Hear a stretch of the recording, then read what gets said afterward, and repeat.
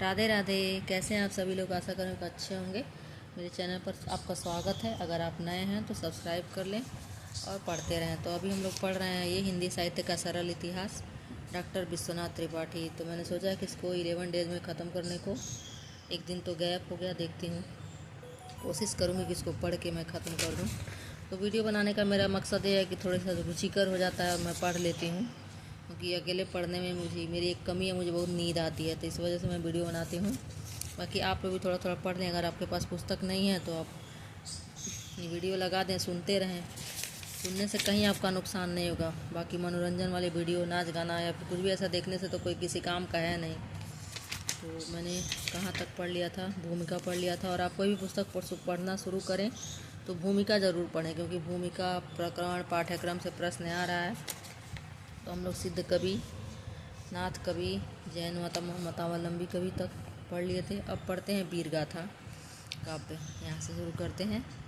तो वीर गाथा काव्य पंडित रामचंद्र शुक्ल ने आदिकाल के तृतीय प्रकरण को वीर गाथा काल कहा है।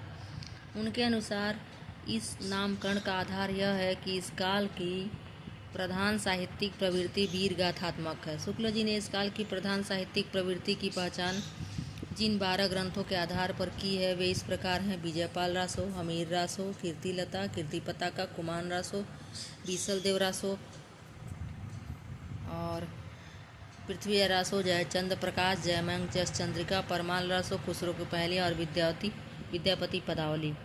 इनमें से विद्यापति की रचनाएं 14वीं 15वीं शताब्दी अर्थात कीर्तिलता, कीर्तिपताका, पदावली और नरपतिनाल द्वारा रचित बीसलदेव रासो प्रामाणिक रूप में उपलब्ध है। कीर्तिपताका अभी तक संपादित होकर प्रकाशित नहीं हुई है। बीसलदेव रासो का पाठ डॉक्टर माता प्रसाद गुप्त द्वारा संपादित प्रकाशित है। कुछ लोग इसे 13वीं सदी की रचना मानते हैं तो कुछ लोग 16वीं 17वीं सदी की। जगनीकृत परमाल रासो आला के रूप में ही पहचाना जाता है। आला लोक गान है, अतः यह विभिन्न क्षेत्रों में विभिन्न रूपों में गाया जाता है। जगनीक संभवतः परमाल और पृथ्वीराज के समकालीन 12वीं सदी के थे। विजयपाल रासो के रचयिता का नाम नल्ल सिंह है। इसमें जो लड़ाई विजयपाल ने पंग राजा से की थी उसका वर्णन है। मिश्र बंधुओं ने इसका रचनाकाल 14वीं सदी ही माना है। भाषा शैली पर विचार करने से रचना परवर्ती लगती है। हमीर रासो, जयचंद्र प्रकाश और जयमयश जसचंद्रिका उपलब्ध नहीं है।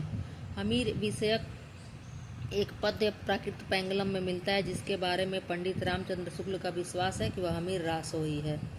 खुमान रासो के रचयिता दलपत विजय हैं। इसमें 9वीं शताब्दी के खुमान के युद्ध का वर्णन है, लेकिन मेवाड़ के परवर्ती शासकों जैसे महाराणा प्रताप सिंह और राज सिंह का भी वर्णन है।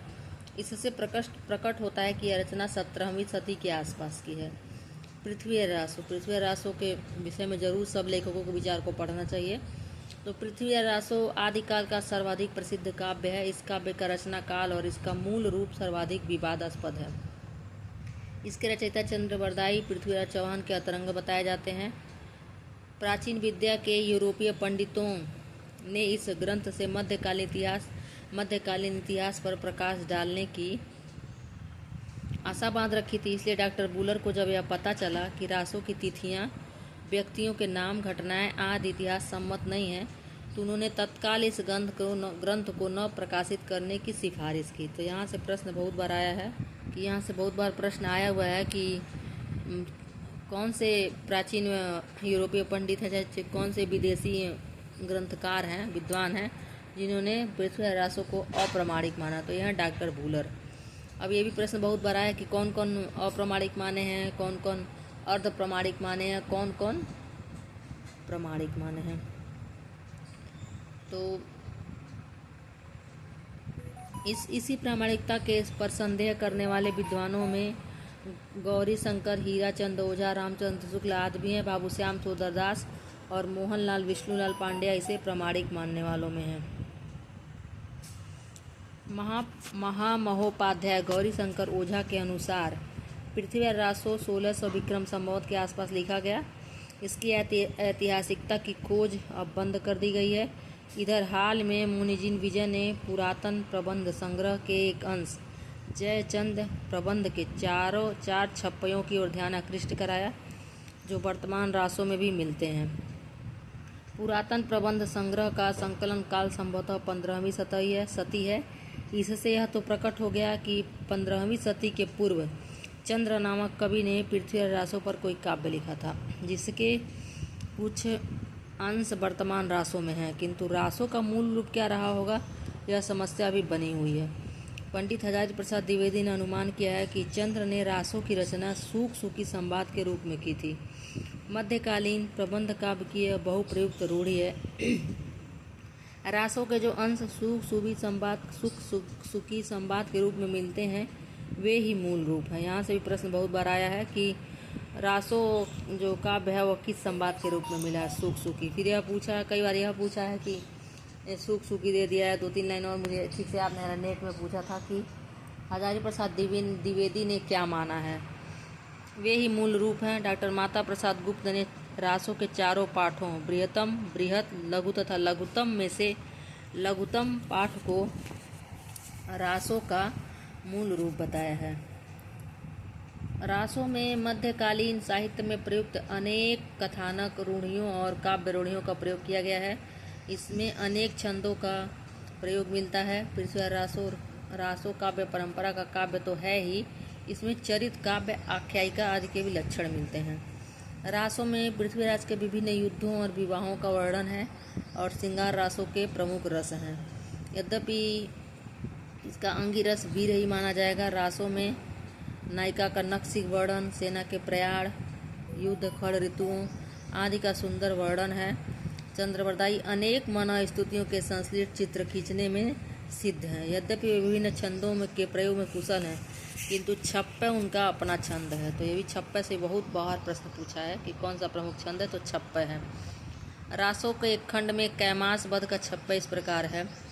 एकुवान पुहई नरेश कया मासह मुक्कऊ, पर ऊपर परिहरेऊ वीर कसतर चुक्कऊ, बीउबान संधानी हनऊ सुमे सुरनंदन, काडऊ करी निगहऊ खनीव खोदऊ संभरी घनी, थर छंडी न जाई अभागरऊ गारई, गहऊ जुगुन खरऊ, इम जम्पई चंद विरद्दिया सुकहा, निमिट्टई इह प्रलऊ।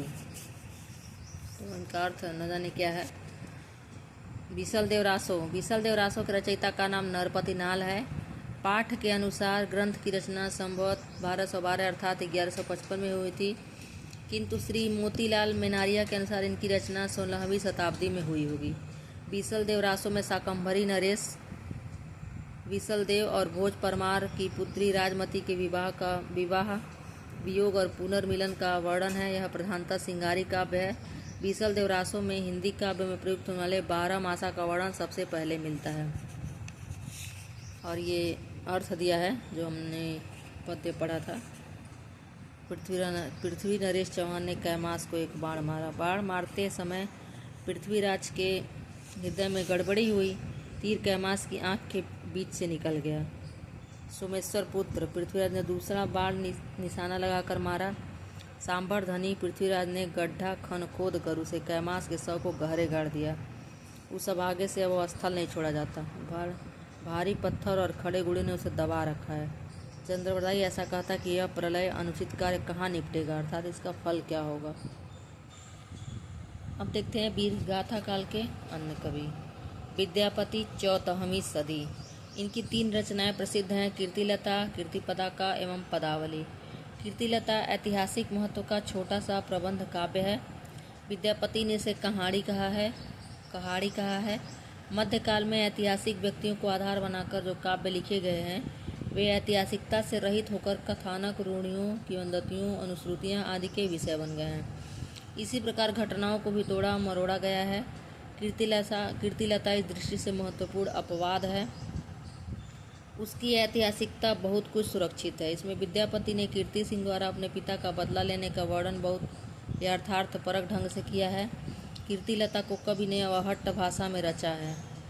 अवहट्ट देसी भाषा यानी मैथिल युक्त विकसित अपभ्रंश है। इसके गद्य में तत्सम शब्दों का प्रयोग खुलकर हुआ है। पदावली विद्यापति के यश का आधार है। पदावली ऐसी रचना है जो काव्योत्कर्ष और साहित्य का इतिहास दोनों दृष्टियों से अत्यंत महत्वपूर्ण है। इसमें राधा कृष्ण अपना अलौकिक तत्व छोड़कर लौकिक व्यक्तियों के समान प्रेम भावना से विह्वल होते हैं। लोक में जिस प्रकार किशोरी दुर्निवार प्रिय मिलन और लोक लाज के कारण तीव्र अंतर्द्वंद झेलती है, उसी प्रकार राधा को चित्रित किया गया है। कवि का मन वह संधि का चित्रण करने में विशेष रूप से रमा है, इसलिए इस बात को लेकर काफ़ी विवाद है कि पदावली भक्ति परक रचना है या श्रृंगार परक। यहाँ से भी बहुत बार प्रश्न आया हुआ है। वस्तुतः जयदेव का गीत गोविंद, विद्यापति की पदावली और सूरदास का सूरसागर एक ही कोटि की रचनाएं हैं जिसमें भक्ति का आधार श्रृंगार है। पदावली के एक पद की कुछ पंक्तियां इस प्रकार हैं। सरस बसंत समय भल पावल, दक्षिण पवन बह धीरे, सपनों रूप बचन इक भाषी, मुख से दूर करूं चीरे, तोहर बदन समचांद होहति, नाइक यो जतन भी अकेला, कै बेरी काटी बनावल नौ, कै तयों तुलित नहीं भेला, भनई विद्यापति सुन वर जोवित, यह सम लक्ष्मी समाने, राजा शिव सिंह रूप नारायण, लक्ष्मा दे प्रतिभाने। अब अगले कवि हैं वीरगाथा काल के अन्य कवि में अमीर खुसरो। तो अमीर खुसरो को देखते हैं। अमीर खुसरो इस युग के अत्यंत महत्वपूर्ण एवं बहुमुखी प्रतिभा के धनी व्यक्ति हैं। उनके काव्य उत्कर्ष का प्रमाण उनकी फारसी रचनाएं हैं। वे संगीतज्ञ, इतिहासकार, कोशकार, बहुभाषाविद, सूफी, औलिया, कवि बहुत कुछ थे। उनकी हिंदी रचनाएं अत्यंत लोकप्रिय रही हैं। उनकी पहेलियाँ, मुकरियाँ, दो सुखने अभी तक लोगों की ज़बान पर हैं। उनके नाम से विभिन्न दोहा बहुत प्रसिद्ध है। कहते हैं कि यह दोहा खुसरो ने ख्वाजा निजामुद्दीन चिश्ती के देहांत पर कहा था। यह भी प्रश्न बहुत बड़ा है हुआ है। गोरी सोवे सेज पर मुख पर डारे केस, चल खुसरो घर आपने रैन भई चहुदेश।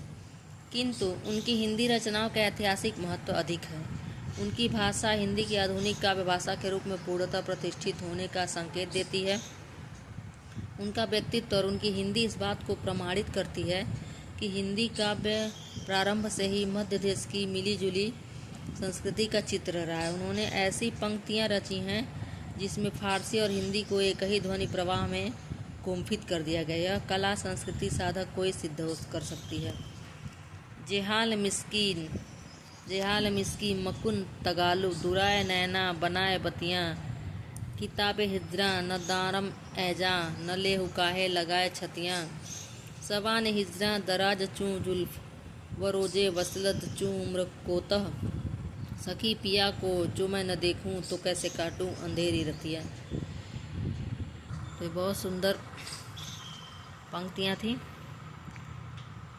इसका अर्थ है, मेरी इस वियोग की स्थिति को उपेक्षा मत कर, बातें बनाकर और आंखों से दूर हटने का संकेत देकर, हे प्रिय, मुझ में वियोग को सहने की शक्ति नहीं है।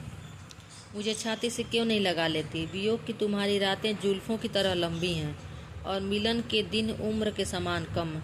हे सखी, यदि मैं अपने प्रिय को न देखूं तो वियोग की अंधकारमयी रातें कैसे बिताऊं?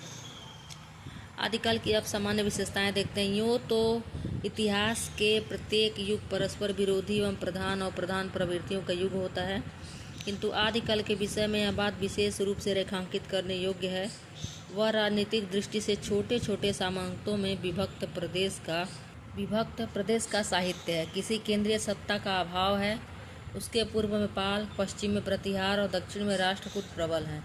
केवल गाहड़वार वंशीय गोविंद चंद्र देव इस काल में मध्य देश के प्रतापी नरेश हुए, किंतु उनके पूर्वजों और वंशजों का वैसा प्रताप नहीं था। धार्मिक दृष्टि से अनेक ज्ञात अज्ञात सांप्रदायिक साधनाओं का काल है। बौद्ध धर्म का पूर्व प्रभाव नहीं रह गया था। बौद्ध धर्म से विकसित महायान, वज्रयान एवं नाथ सिद्धों की साधना सामान्य जनता में स्वीकृत हो पाया संभव नहीं था। जैन मत का प्रभाव मध्य देश की अपेक्षा पश्चिम में था। भाषा की दृष्टि से यह काल अपभ्रंश और हिंदी के संधि काल है। 10वीं सदी के आसपास से अपभ्रंश का प्रभाव क्रमशः क्षीण होता जा रहा था और हिंदी भाषा की प्रवृत्तियां उनका स्थान लेती जा रही थी। हिंदी साहित्य के आदिकाल में जो साहित्य मिलता है वह अधिकांशतः अपभ्रंश हिंदी का साहित्य है, शुद्ध अपभ्रंश या शुद्ध हिंदी का नहीं। आदिकाल समाप्त होते होते दिल्ली के सिंहासन पर अलाउद्दीन खिलजी ऐसा शासक दिखलाई पड़ता है जो मध्य देश ही नहीं लगभग समूचे देश में अपना शासन स्थापित करता है। विद्यापति खुसरो की रचनाओं एवं मुक्त व्यक्ति प्रकरण जैसी कृतियों में आधुनिक भारतीय आर्य भाषाओं का रूप स्थापित दिखलाई पड़ता है। उधर धार्मिक क्षेत्र में महान भक्ति आंदोलन छोटी छोटी साधनाओं का सार ग्रहण करके धर्म को लोक का व्यापक क्षेत्र प्रदान करता है। तो यह था आदिकाल के कवि, रचनाएं और सामान्य विशेषताएं। अब हम शुरू करते हैं भक्ति काल, क्योंकि यह पतली सी पुस्तक है तो उतना विस्तृत नहीं है, लेकिन फिर भी पढ़ना जरूरी है। अध्याय 2 है वास्तविक हिंदी साहित्य का प्रारंभ, यहाँ से होता है भक्ति काल। तो भक्ति काल है, भक्ति के उदय का सामाजिक आधार क्या है। भक्ति काव्य भक्ति आंदोलन पर आधारित है। यह आंदोलन सामाजिक और वैचारिक है। भक्ति में धर्म साधना का नहीं भावना का विषय बन गया है, इसलिए उसे धर्म का रसात्मक रूप कहा जाता है। हिंदी भक्ति साहित्य की परंपरा महाराष्ट्र के संत नामदेव से मिलने लगती है। संत नामदेव का जन्म 1267 में हुआ था। संत नामदेव ने हिंदी में भी रचनाएं की हैं। भक्ति काव्य धारा के अंतर्गत हिंदी में कबीर, जयसी, सूर, तुलसी, रैदास और मीरा जैसे महान प्रतिभाओं ने रचनाएं की। इन्हीं की रचनाओं के कारण भक्ति युग को हिंदी साहित्य का स्वर्ण युग कहा जाता है। प्रश्न यह है कि भक्ति आंदोलन का सामाजिक ऐतिहासिक आधार क्या था। पंडित रामचंद्र शुक्ल के अनुसार भक्ति भावना का कारण भारत में आक्रमणकारी मुसलमानों का विजेता होना है। वे यह तो मानते थे कि भक्ति आंदोलन का सूत्रपात दक्षिण भारत में हुआ, लेकिन उनका विचार था कि अपने पौरुष से हताश हिंदू जाति के लिए भगवान की भक्ति और करुणा की ओर ध्यान ले जाने के अतिरिक्त दूसरा मार्ग ही क्या था। संभवतः आचार्य शुक्ल उत्तर भारत की हिंदू जनता की पराजित मानसिकता को रेखांकित करना चाहते हैं, जो भक्ति के प्रचार प्रसार के लिए अनुकूल भूमि बनी। पंडित हजारी प्रसाद द्विवेदी के अनुसार भक्ति आंदोलन भारतीय चिंताधारा का स्वाभाविक विकास है। उत्तर भारत के नाद सिद्धों की साधना, अवतार लीला की अवधारणा और जातिगत कठोरता दक्षिण भारत से आई हुई भक्ति धारा में घुल मिल गई। द्विवेदी जी के अनुसार भक्ति आंदोलन और भक्ति काल का साहित्य लोकोन्मुख है। वह करुणा एवं पर दुख कातरता से युक्त है। द्विवेदी जी कबीर की तेजस्विता को जुलाहा जात की सामाजिक मर्यादा के प्रति असंतोष की भावना से जोड़ते हैं। हिंदुओं की पराजित भावना भक्ति के कारण होती तो उत्तर भारत में पहले आती। इसी बीच मध्यकाल पर काम करने वाले इतिहासकारों, विशेषतः इरफान हबीब और रामशरण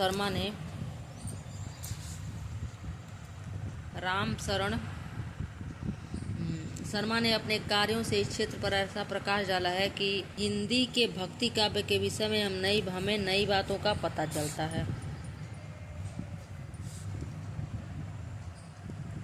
इरफान हबीब के अनुसार उत्तर भारत में भक्ति आंदोलन की निर्गुण धारा के उत्थान में शिल्पियों और जाटों किसानों की भूमिका रही है। वे निर्गुण धारा को एकेश्वरवादी धारा कहते हैं। 13वीं-14वीं शताब्दी में नए शासकों की सत्ता स्थापित होने पर विलास सामग्री और सुविधाओं की मांग बढ़ी।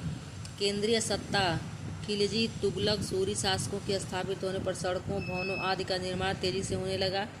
इससे अवर्ण शिल्पियों की आर्थिक स्थिति में सुधार हुआ। आर्थिक स्थिति बेहतर होने पर उनमें अपनी सामाजिक मर्यादा को ऊपर उठाने की भावना पैदा हुई। निर्गुण पंथ के अवर्ण संतों की भावना का सामाजिक आधार यही था। इस देश में जुलाहों की आर्थिक स्थिति प्राचीनतर काल से अच्छी रही है।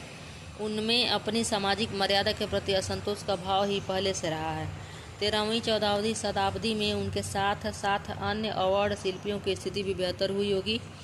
खेतों की सिंचाई के लिए नए तरीकों के उपयोग के कारण इरफान हबीब के अनुसार जाटों किसानों की स्थिति भी बेहतर हुई होगी। और ठीक इसी समय दक्षिण भारत से प्रवाहित दर्शन और विचारधारा ने भक्ति आंदोलन को तेजी से प्रसारित किया।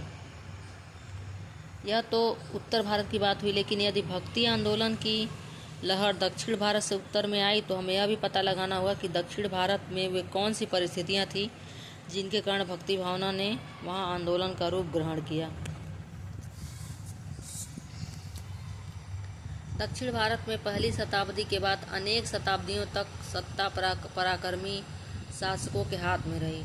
परवर्ती चोल साम्राज्य के शासकों के पहले कि करिकाल चोल वंशी शासक ने कावेरी के जल को नियंत्रित करके सिंचाई की बेहतर व्यवस्था की।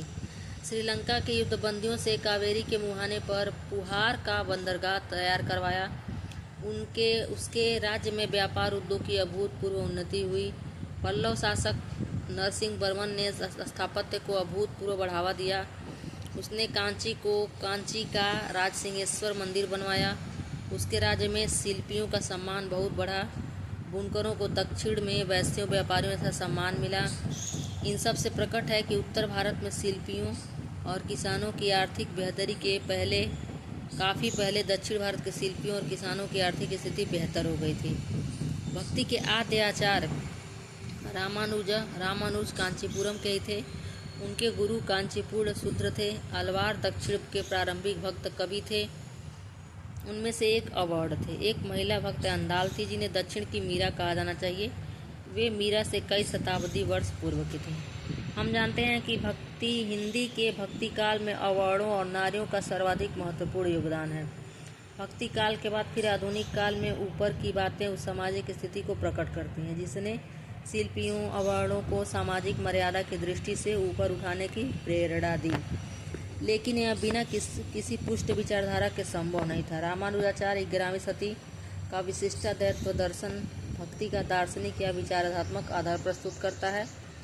विशिष्टाद्वैतवाद शंकर अद्वैत की तरह जगत को मिथ्या नहीं मानता, वास्तविक है। जगत को मिथ्या नहीं मानता। रामानुज का ब्रह्म विशेषण से युक्त अर्थात विशिष्ट है। उनके अनुसार जगत मिथ्या नहीं वास्तविक है। ब्रह्मा जीव और जगत को धारण करता हुआ उसका नियमन करता है। जगत को वास्तविक मानकर उसको महत्व देने में ही भक्ति की लोकोन्मुखता निहित है। यदि लोक सत्य है तो लोक पीड़ा उपेक्षणीय है नहीं। भक्तों ने लोक पीड़ा को इतना महत्व नहीं दिया, इसलिए वे करुणा के अन्यतम रचनाकार हैं। कहा जाता है कि भक्ति द्रविड़ उपजी लाए रामानंद का समय 1400 है, 1470 मृत्यु है। रामानुज की परंपरा के आचार्य थे। भक्ति साधना के रूप में तो पहले से ही थी। रामानुज ने उसे लोकोन्मुख बनाकर दार्शनिक वैचारिक आधार दिया और रामानंद के व्यक्तित्व से वह उत्तर भारत में आंदोलन और साहित्य का स्रोत बनी। यह एक महत्वपूर्ण बात है कि आधुनिक भारतीय भाषा और अन्य भारतीय भाषाएं धार्मिक वाङ्मय की अभिव्यक्ति का माध्यम बनी। नाथ सिद्धों की साधना में अंतः साधना पर बहुत बल था। सर्वपा सहज साधना के विश्वासी साधक थे। वे माया को भी त्याज्य नहीं मानते थे। उनके यहाँ चित्त की निर्मलता और करुणा को महत्व दिया गया। नाथ ब्रह्माचार का विरोध करते थे। उनकी साधना भक्ति भावना में घुल मिल गई। फलतः उत्तर भारत में आकर भक्ति साधना उतनी निरीह नहीं रह गई। वह वर्ण व्यवस्था और कर्मकांड के प्रति आक्रामक बनी। उत्तर भारत में सूफी साधना के रूप में इस्लाम भी भक्ति मार्ग का सहचर बना। भक्ति की धाराएं और विभिन्न संप्रदाय। तो भक्ति की दो धाराएं प्रवाहित हुई, निर्गुण और सगुण धारा। निर्गुण और सगुण में इस बात का नहीं है कि निर्गुणियों के राम गुणहीन हैं और सगुण मतवादियों के राम या कृष्ण गुण सहित। निर्गुण का अर्थ संतों के यहाँ गुण रहित नहीं, गुणातीत हैं। निर्गुण और सगुण मतवाद का अंतर अवतार एवं लीला की दो अवधारणाओं को लेकर है। निर्गुण मत के इष्ट भी कृपालु, सहृदय, दयावान, करुणाकर हैं। वे भी मानवीय भावनाओं से युक्त हैं, किंतु वे न अवतार ग्रहण करते हैं न लीला। वे निराकार हैं। सगुण मत के इष्ट अवतार लेते हैं, दुष्टों का दमन करते हैं, साधुओं की रक्षा करते हैं और अपनी लीला से भक्तों के चित्त का रंजन करते हैं। अतः सगुण मतवाद में विष्णु के 24 अवतारों में से अनेक की उपासना होती है। यद्यपि सर्वाधिक लोकप्रिय और लोक पूजित अवतार राम एवं कृष्ण ही हैं। निर्गुण एवं सगुण दोनों प्रकार की भक्ति का मुख्य लक्षण है भगवत विषयक रति एवं अनन्यता। नाथ सिद्धों के आसन, प्राणायाम, सहज समाज, शरीर, प्राण, मन, वाणी की अचंचलता का योग सब इसी महाराग में विलीन हो गए हैं। भक्ति के अनेक संप्रदाय हैं। उनमें से 4 प्रमुख संप्रदायों और उनके आचार्यों का परिचय संक्षेप में दिया जा रहा है। ये हैं श्री ब्राह्म, रुद्र, सनकादिक या निम्बार्क। तो श्री संप्रदाय है। श्री संप्रदाय के आचार्य रामानुजाचार्य हैं। कहा जाता है कि लक्ष्मी ने जिस मत का उपदेश दिया उसी के आधार पर उन्होंने अपने मत का प्रवर्तन किया, इसलिए इस संप्रदाय को श्री संप्रदाय कहते हैं। इन्हीं की परंपरा में रामानंद हुए। रामानंद प्रयाग में उत्पन्न हुए थे। इनके गुरु का नाम राघवानंद था। रामानंद संस्कृत के पंडित उच्च कुल उत्पन्न ब्राह्मण थे, किंतु वे आकाश धर्मा गुरु थे। उन्होंने अवर्ण, सवर्ण, स्त्री, पुरुष, राजा, रंक सभी को शिष्य बनाया। उनका विचार था कि ऋषियों के नाम पर गोत्र और परिवार बन सकते हैं, तो ऋषियों के भी पूजित परमेश्वर के नाम पर सबका परिचय क्यों नहीं दिया जा सकता। इस प्रकार सभी भाई भाई हैं, सभी एक जात के हैं। श्रेष्ठता भक्ति से होती है, जाति से नहीं।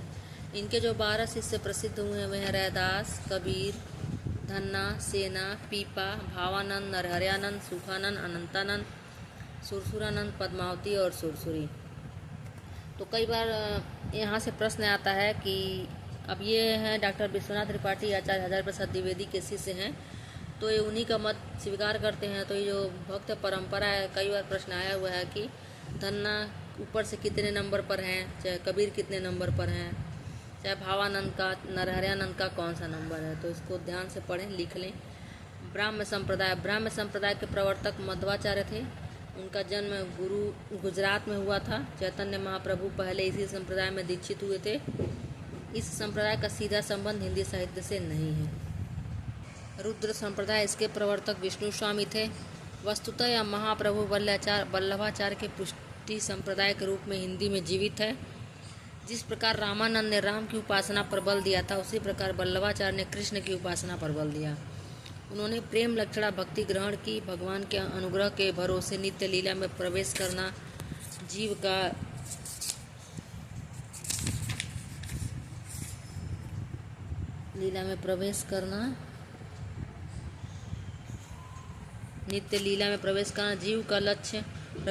जीव का लक्ष्य माना। सूरदास एवं अष्टसाप के कवियों पर इसी संप्रदाय का प्रभाव है। वल्लभाचार्य ने देश का काफी भ्रमण किया था। वे महान विद्वान एवं दार्शनिक थे। उनका व्यक्तित्व अत्यंत लोकप्रिय एवं मानवीय रहा होगा। उनके जीवन की जो बातें इधर उधर बिखरी मिलती हैं, उसे लगता है कि मानव मन में उनकी गहरी बैठ रही होगी। सनकादिक संप्रदाय, यह निम्बार्काचार्य द्वारा प्रवर्तित है।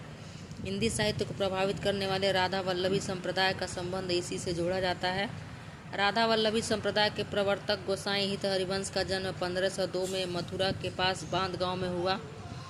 कहा जाता है कि हित हरिवंश पर पहले माध्वानुयायी थे। इसमें राधा की प्रधानता है। सूफी साधना, तो ये 4 संप्रदाय प्रमुख है: श्री संप्रदाय, ब्राह्म संप्रदाय, रुद्र संप्रदाय और सनकादिक संप्रदाय। इसको से देखते हैं सूफी साधना क्या है।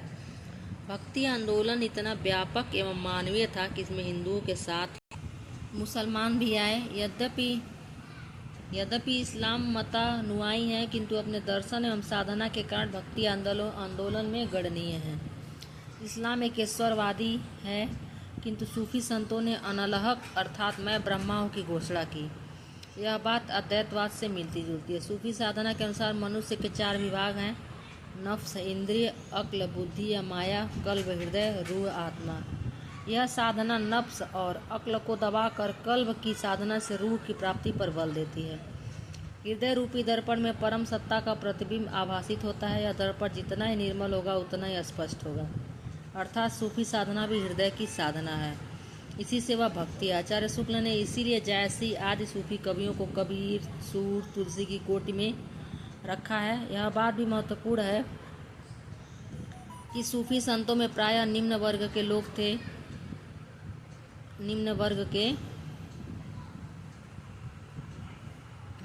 इसमें राबिया जैसी महिला साधिका प्रसिद्ध है। मुल्ला दाऊद 1379 हिंदी के प्रथम सूफी कवि हैं। सूफी कवियों की परंपरा 19वीं सदी तक मिलती है। सूफी साधना का प्रवेश इस देश में 12वीं सदी में मोइनुद्दीन चिश्ती के समय से माना जाता है। सूफी साधना के चार संप्रदाय प्रसिद्ध हैं: चिश्ती, सोहरावर्दी, कादरी और नक्शबंदी।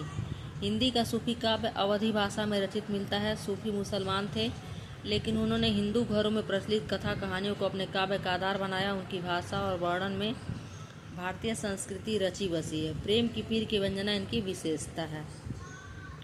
अन्य मत हैं आधुनिक हिंदी क्षेत्र के बाहर पढ़ने वाले 2 संत कवियों महाराष्ट्र के नामदेव 13वीं शती और पंजाब के गुरु नानक 15वीं शती ने हिंदी में रचनाएं की हैं। अनुमानतः नामदेव पहले सगुणोपासक थे, बाद में ज्ञानदेव के प्रभाव के कारण नाथ पंथ में आए। इसी कारण नामदेव की रचनाएं सगुणोपासना और निर्गुणोपासना दोनों से संबंधित है। गुरु नानक का संबंध किसी संप्रदाय से जोड़ना कठिन है। वे दृष्टिकोण में कबीर से काफ़ी मिलते जुलते हैं। यद्यपि उनका स्वर कबीर जैसा प्रखर नहीं बल्कि सामक है। ये सिख संप्रदाय के प्रथम गुरु हैं। इनके अतिरिक्त भी भक्ति के अनेक छोटे छोटे संप्रदाय हैं, किंतु भक्ति का लक्षण भगवत विषयक रति, अनन्यतापूर्ण समर्पण सब में मिलता है। सदाचार, पर दुख का तरता, प्राणी मात्र पर करुणा, समभाव, अनावश्यक लौकिक संपत्ति के प्रति उपेक्षा, अहिंसा आदि का भाव सभी प्रकार के भक्तों में पाया जाता है। इनमें निर्भीकता भी है।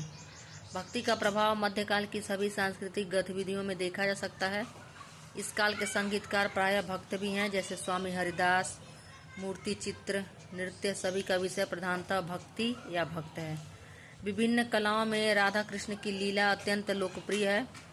कहा जा सकता है कि जिस प्रकार हिंदी साहित्य का भक्ति काल है, वैसे ही अन्य कलाओं के इतिहास का भी भक्ति काल होगा। भक्ति साहित्य के रूपात्मक स्रोत: भाषा, काव्य, रूप और छंद। भक्ति आंदोलन अखिल भारतीय था। इसका परिणाम यह हुआ कि लगभग पूरे देश में मध्य देश की भाषा हिंदी ब्रजभाषा का प्रचार प्रसार हुआ।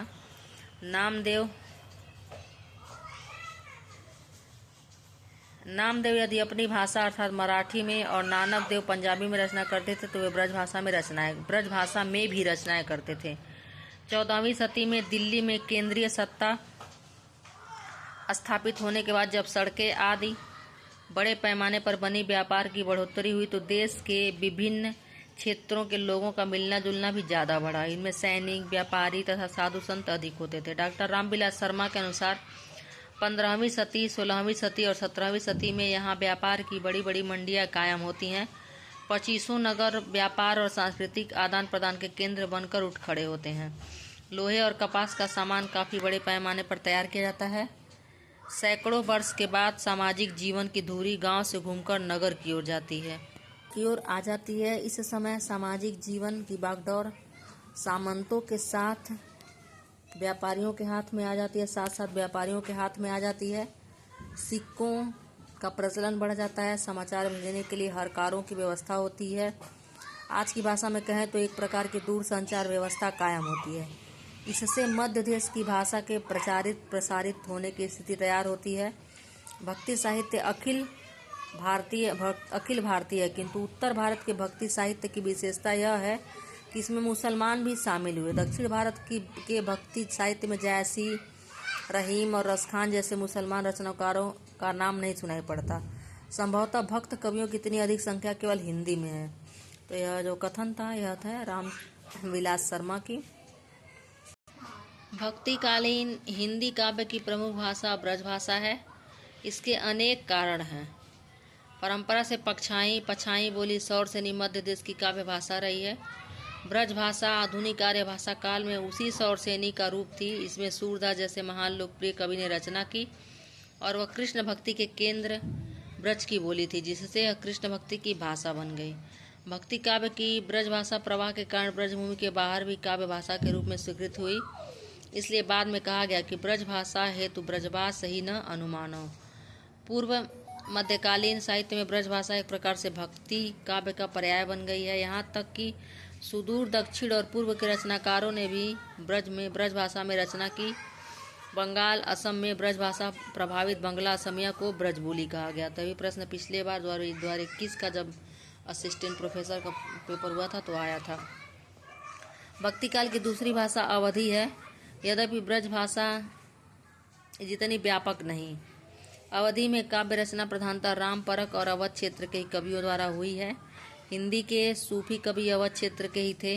फिर भी यदि उन्होंने अवधि में प्रबंध काव्य लिखे तो उसकी कोई परंपरा अवश्य रही होगी। प्राकृत पैंगलम के अनेक छंदों की भाषा अवधि कहीं कहीं व्यवस्थित रूप में दिखलाई पड़ती है। राहुल जी ने पौम चरिऊ की भाषा में कुंजी के शब्दों को अवधि कहा है। संभवतः अवध क्षेत्र व्यापारिक या सैनिक दृष्टि से 14वीं और 15वीं सदी में महत्वपूर्ण रहा हो। धार्मिक दृष्टि से राम की जन्मभूमि अयोध्या के कारण तो वह क्षेत्र महत्वपूर्ण था ही। खड़ी बोली में उस समय रचना अवश्य होती रही होगी, जैसा कि अमीर खुसरो की कविताओं से प्रकट है, किंतु उसकी कोई परंपरा नहीं मिलती है। भक्ति काल में किसी महान कवि ने शुद्ध खड़ी बोली में कोई रचना नहीं की। उनका मिश्रित रूप सधुक्कड़ी अवश्य मिलता है, जो वस्तुतः पंजाबी, राजस्थानी, खड़ी बोली, ब्रज और कहीं कहीं अवधि का भी पंचमेल है। भक्ति साहित्य अनेक विधाओं और छंदों में लिखा गया है, किंतु गेय पद और दोहा चौपाई में निबद्ध कड़वक बद्धता उनके प्रधान रचना रूप हैं। गेय पदों की परंपरा हिंदी में सिद्धों से प्रारंभ होती है। नामदेव, नानक, कबीर, सूर, तुलसी, मीराबाई आदि ने गेय पदों में रचना की है। गेय पदों में काव्य और संगीत एक दूसरे से घुल मिल गए हैं। संभवतः ये कवि रागिनियों को ध्यान में रखकर इन गेय पदों की रचना करते थे। गेय पदों की प्रारंभिक पंक्ति आवर्ती या टेक होती है, अर्थात वह केंद्रीय कथ्य होती है। बीच की पंक्तियों में उस कथ्य की व्याख्या होती है और अंतिम पंक्ति में रचनाकार अपना नाम डालकर गेय पद समाप्त करता है। वह अपने अनुभव से गेय पद के केंद्रीय कथ्य को सत्यापित करता है। दोहा चौपाइयों की परंपरा भी सरहपा से मिलने लगती है, किंतु सरहपा ने कोई प्रबंध काव्य नहीं लिखा। लगता है दोहा चौपाइयों में प्रबंध काव्य लिखने के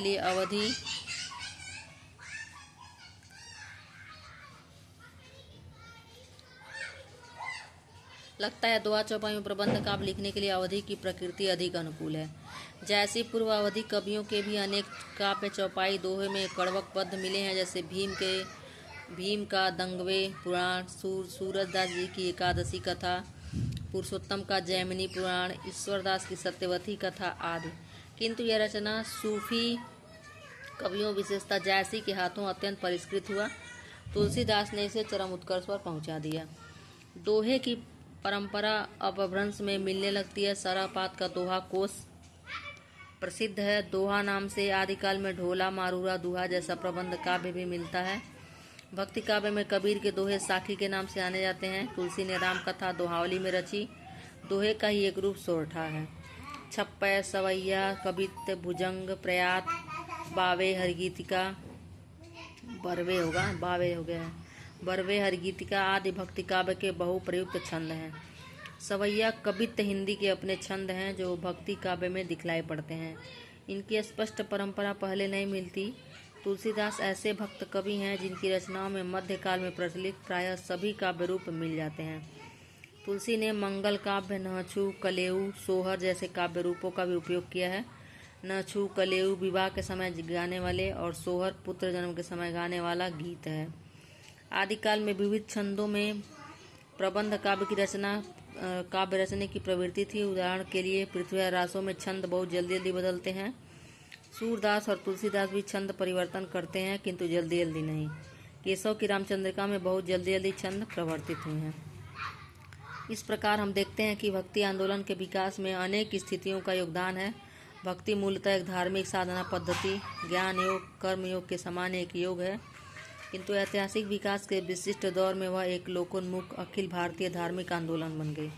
धर्म उसका रूप है और मानवीय करुणा उसकी अंतर वस्तु। हिंदी साहित्य के इतिहास का भक्ति काल इसी धार्मिक आंदोलन पर आधारित है। साहित्य में विविध विधाओं एवं कलात्मकता से युक्त होकर उत्कृष्ट रचनाओं के रूप में प्रकट हुआ। अब हम भक्ति की निर्गुण और सगुण दोनों काव्य धाराओं तथा उनकी उपधाराओं के कवि और उनकी रचनाओं पर विचार करेंगे। तो सबसे पहले हैं निर्गुण काव्य, ज्ञानाश्रयी शाखा। तो निर्गुण काव्य ज्ञानाश्रयी और प्रेमाश्रयी और सगुण में भी कृष्ण प्रेम धारा और राम प्रेम धारा है, राम भक्ति धारा। भक्ति साहित्य की दो धाराओं निर्गुण काव्य और सगुण काव्य का उल्लेख किया जा चुका है। इन दोनों धाराओं की दो उपधाराएं हैं। निर्गुण काव्य की इन उपधाराओं को ज्ञानाश्रयी शाखा और प्रेमाश्रयी शाखा कहा जाता है। प्रेमाश्रयी काव्य ही हिंदी का सूफी काव्य है। सगुण धारा की दो उपधाराएं राम भक्ति शाखा और कृष्ण भक्ति शाखा। कबीर आदि निर्गुण संतों के साहित्य को ज्ञानाश्रयी कहने के कारण यह प्रतीत होता है कि इन संतों ने ज्ञान पर सूफियों की अपेक्षा अधिक बल दिया है। कबीर आदि के यहाँ भगवत प्रेम पर कम बल नहीं है, किंतु सूफी कवि प्रेम का जितना विशद चित्रण करते हैं कबीर आदि नहीं करते। कबीर 1398 में जन्म हुआ, 1518 में मृत्यु हुआ। तो कबीर का जन्म 1938 के में माना जाता है। उनके जन्म और माता पिता को लेकर बहुत विवाद है, लेकिन स्पष्ट है कि कबीर जुलाहा थे, क्योंकि उन्होंने अपने को कविता में अनेक बार जुलाहा कहा है। कहा जाता है कि वे विधवा ब्राह्मणी के पुत्र थे, जिसे लोक अपवाद के भय से जन्मते ही काशी के लहरतारा ताल के पास फेंक दिया गया था। अली या नीरू नामक जुलाहा बच्चे को अपने यहाँ उठा लाया। इस प्रकार कबीर ब्राह्मणी के पेट से पैदा हुए थे, लेकिन उनका पालन पोषण जुलाहे के वहाँ हुआ। बाद में वे जुलाहा ही प्रसिद्ध हुए। कबीर की मृत्यु के बारे में भी कहा जाता है कि हिंदू उनके शव को जलाना चाहते थे और मुस्लिम दफनाना। इस पर विवाद हुआ, किंतु पाया गया कि कबीर का शव अंतर्धान हो गया है। वहाँ कुछ फूल पड़े मिले, उनमें से कुछ फूलों को हिंदुओं ने अग्नि के हवाले किया और कुछ फूलों को मुसलमानों ने जमीन में दफना दिया। कबीर की मृत्यु मगहर जिला बस्ती में सन 1518 में हुई। कबीर का अपना पंथ या संप्रदाय क्या था, इसके बारे में कुछ भी निश्चय पूर्वक नहीं कहा जा सकता। वे रामानंद के शिष्य के रूप में विख्यात हैं, किंतु उनके राम रामानंद के राम नहीं हैं। शेख तकी नामक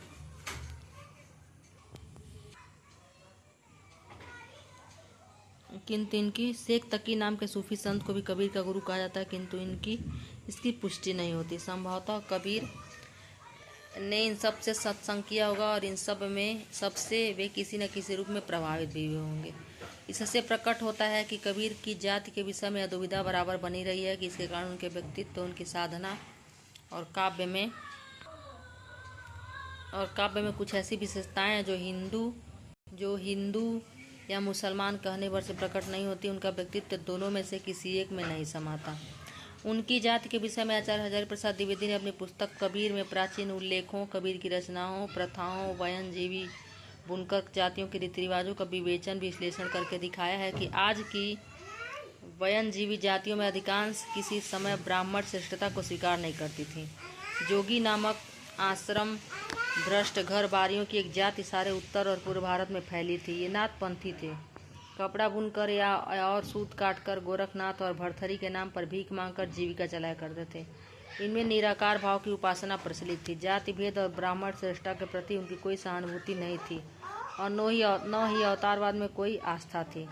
आसपास के बृहत्तर हिंदू समाज की दृष्टि में नीच और अस्पृश्य थे। मुसलमानों के आने के बाद ये धीरे धीरे मुसलमान होते रहे। पंजाब, उत्तर प्रदेश, बिहार और बंगाल में इनकी कई बस्तियों ने सामूहिक रूप से मुसलमानी धर्म ग्रहण किया। कबीरदास इन्हीं नव धर्मांतरित लोगों में पालित हुए थे। कबीर के काव्य पर इन सब का प्रभाव देखा जा सकता है। उनमें वेदांत का अद्वैत, नाथपंथियों की अंतस साधना, रहस्य भावना, हठ योग, कुंडलिनी योग, सहज साधना, इस्लाम का इक्केश्वरवाद सब कुछ मिलता है। अंतस साधना, पारस्परिक शब्दावली का प्रयोग उन्होंने खूब किया है, साथ ही अहिंसा की भावना और वैष्णव प्रतिवाद भी। कबीर की वाणी का संग्रह बीजक कहलाता है। इनके तीन भाग हैं, रमैनी, शबद और साखी। रमैनी और शबद में गेय पद हैं, साखी दोहों में है। रमैनी और शबद ब्रज भाषा में है, जो तत्कालीन मध्य देश की काव्य भाषा थी। साखियों में पूर्वी का प्रयोग अधिक है, जिसे स्थानीय या क्षेत्रीय प्रभाव मानना चाहिए। कबीर साहसपूर्वक जन बोली के शब्दों का प्रयोग अपनी कविता में करते हैं। बोली के ठेठ शब्दों के प्रयोग के कारण ही कबीर को वाणी का डिक्टेटर कहा जाता है। उनकी अनंत तेजस्विता उनकी भाषा शैली में भी प्रकट है। काजी, पंडित, मुल्ला को संबोधित करते हुए प्रायः तन जाते हैं। पांडे कौन, कुमत तो हिलागी, कसरे मुल्ला बांग नेवाजा। किंतु सामान्य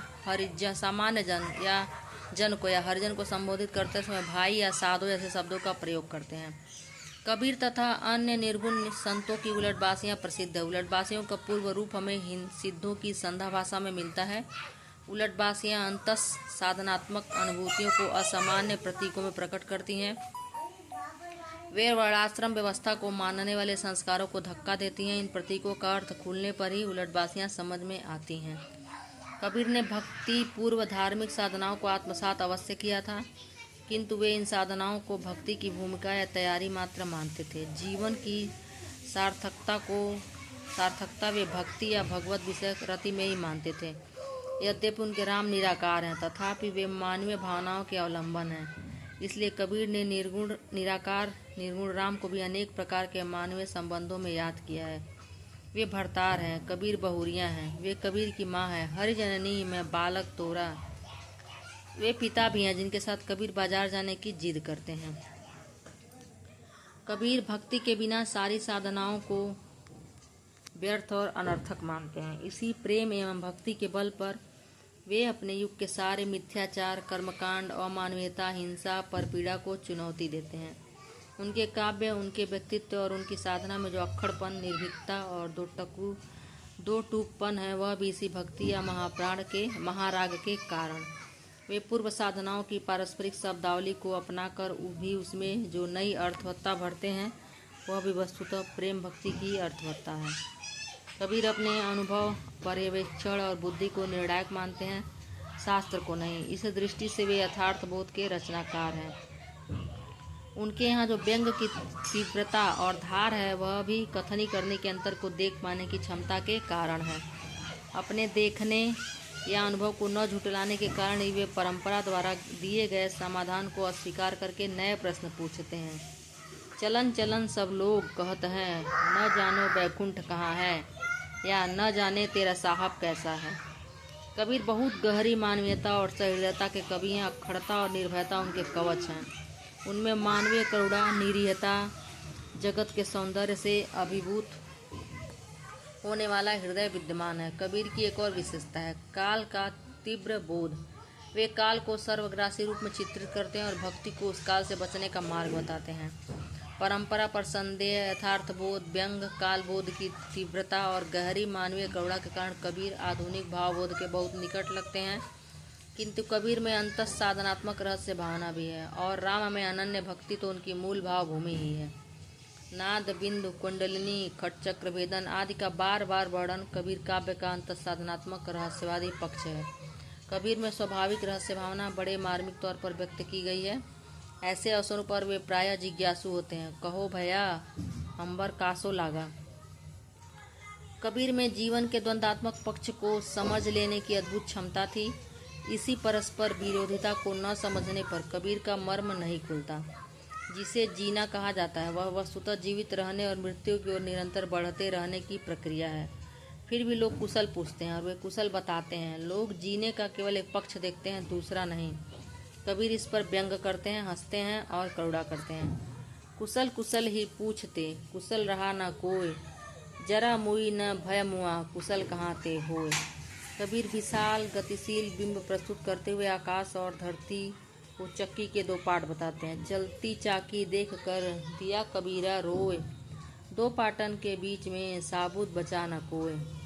वे समाधि, सत्संग, गुरु उपदेश, हरिभजन आदि की सुखानुभूत का चित्रण उत्कृष्ट इंद्रिय बोधात्मक तीव्रता के साथ करते हैं। सतगुरु हमसु रिझ कर कहा एक प्रसंग, बादर वर्षा प्रेम का भीज गया सब अंग। कबीर सादृश्य विधान प्रायः अवर्ण जातियों के व्यवसाय के आधार पर खड़ा करते हैं। जुलाहा, माली, कुम्हार, लोहार, ब्यात, कलवर आदि के व्यवसायों का उपयोग प्रायः अलंकार योजना में करते हैं। यह प्रायः सभी कवियों में पाया जाता है। निर्गुण कवि हैं रैदास। इनका जन्म 1388, इनकी भी मृत्यु 1518 में हुई है। कबीर का जन्म 1398 और मृत्यु 1518 और इनका 1388, 10 वर्ष पहले। तो रैदास भी रामानंद के शिष्य कहे जाते हैं। इन्होंने अपने एक पद में कबीर और सेन का उल्लेख किया है, जिससे स्पष्ट हो जाता है कि वे कबीर से छोटे थे। अनुमानतः वे कबीर से छोटे थे। अनुमानतः 15वीं सदी उनका समय रहा होगा। धन्ना और मीराबाई ने रैदास का आदरपूर्वक उल्लेख किया है। यह भी कहा जाता है कि मीराबाई रैदास की शिष्या थीं। रैदास ने अपने एकाधिक स्थानों पर चमार जाति का कहा है। कह रैदास खलास चमारा, या ऐसी मेरी जात विख्यात चमार। रैदास काशी के आसपास के थे। रैदास के पद आदि गुरु ग्रंथ साहब में संकलित हैं। कुछ फुटकल पद सतबानी में है। रैदास की भक्ति का ढांचा निर्गुणवादियों का ही है, किंतु उनका स्वर कबीर जैसा आक्रामक नहीं। रैदास की कविता उनकी निरीहता है। वे अनन्यता पर बल देते हैं। रैदास में निरीहता के साथ साथ कुंठाहीनता का भाव दृष्टव्य है। भक्ति भावना ने उनमें वह बल भर दिया था, जिसके आधार पर वे डंके की चोट पर घोषित कर सके कि उनके कुटुंबी आज भी बनारस के आसपास ढोर मुर्दा पशु ढोते हैं और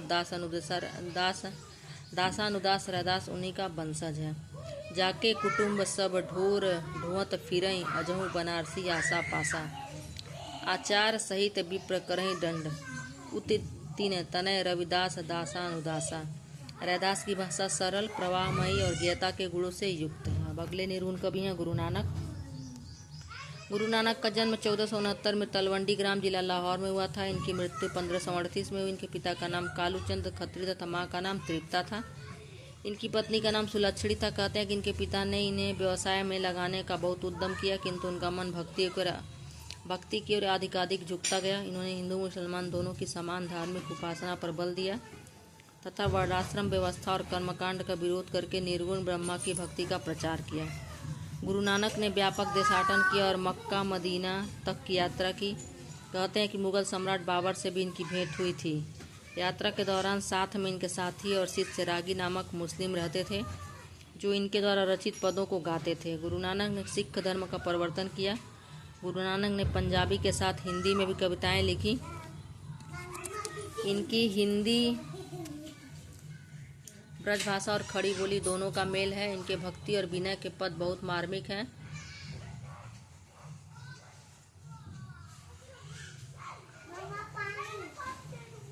सामकता इनके व्यक्तित्व और रचना की विशेषता है।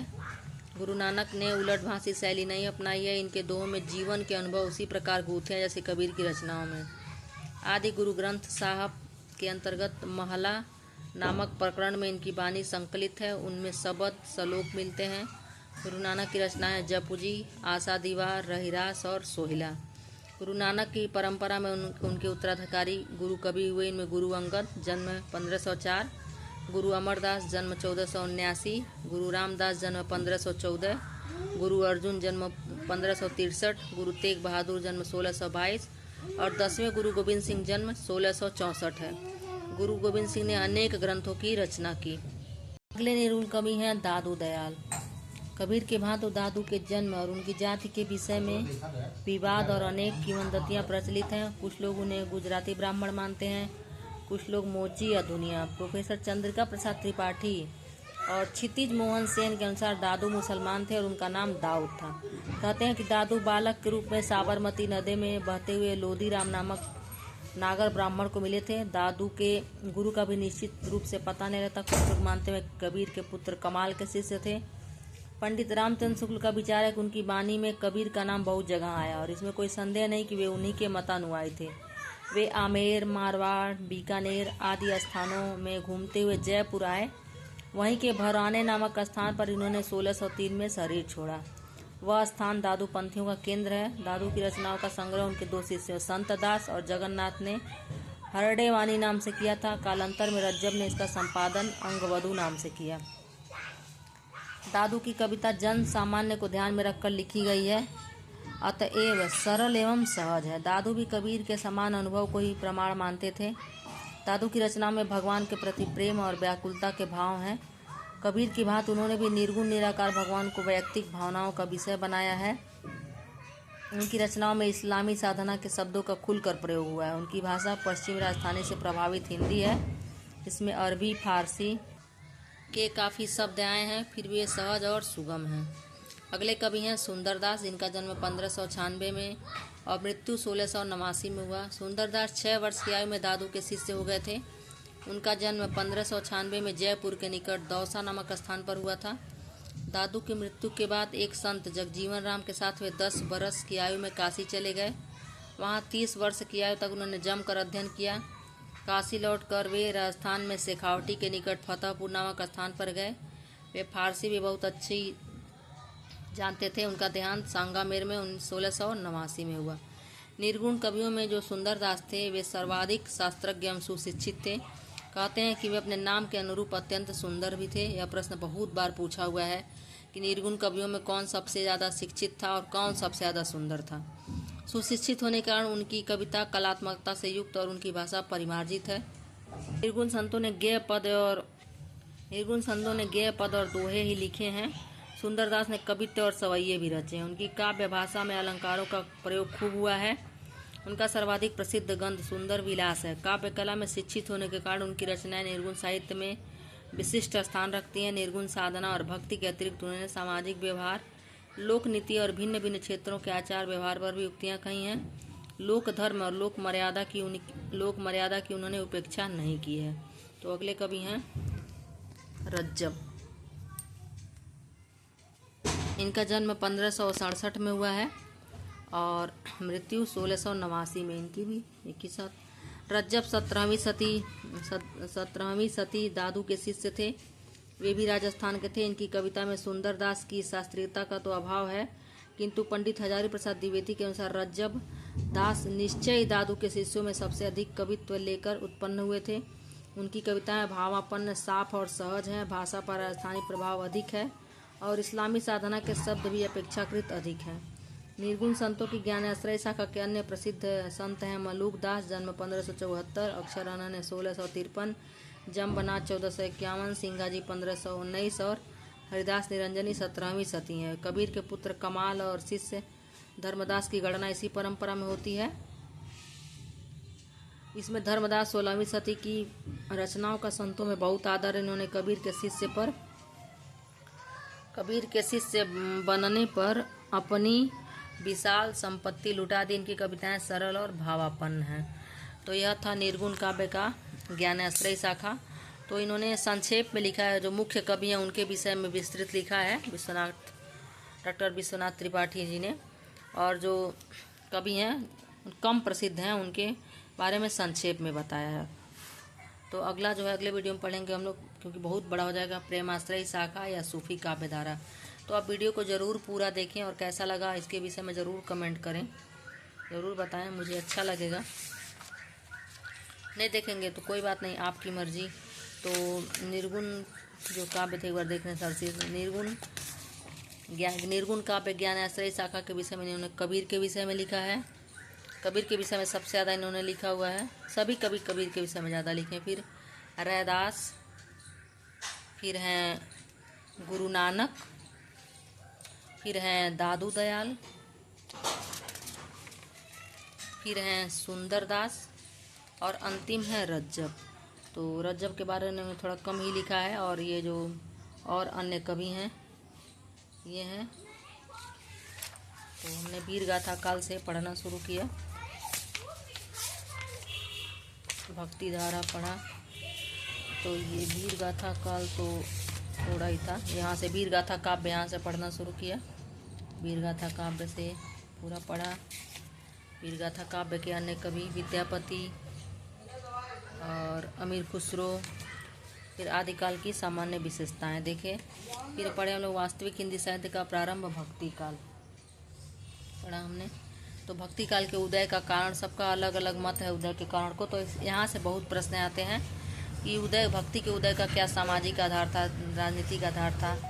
इस तरह के प्रश्न बहुत बार आए हैं परीक्षाओं में अलग अलग कवियों के। ये देखिए यहाँ से। और ये पंडित हजारी प्रसाद द्विवेदी के शिष्य हैं, तो ज़्यादातर उन्हीं के मत को मानते हैं, उन्हीं के विचार को मानते हैं। डॉक्टर विश्वनाथ